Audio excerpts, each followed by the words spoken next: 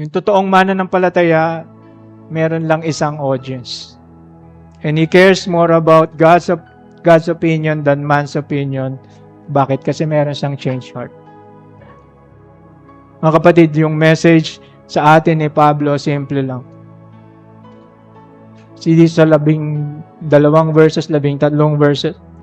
The law cannot save, circumcision cannot save, religious privilege cannot save, religious ceremony cannot save, knowledge cannot save, heritage cannot save, morality cannot save, kasi our problem is deeper than all those things. Ang problema natin is yung ating mga puso.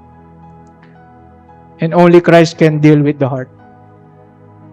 Because He alone has perfectly kept the law. He alone has fully borne God's wrath, and He alone can clothe us with the righteousness na nire-require ng Diyos. Everything na pinagtitiwalaan ng Hudyo for their salvation points to Christ.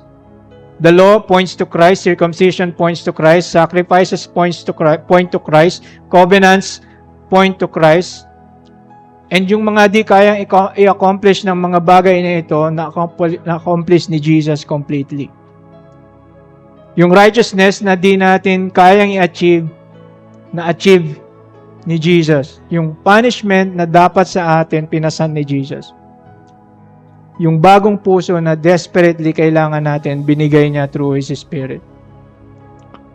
So, mga kapatid, let us not trust in our privileges, in our knowledge, in our baptism, in our ministry, in our morality. Let us trust in Christ alone. Amen? Because although yung covenant privileges, they are wonderful gifts, they are never enough. Christ alone is enough. Amen?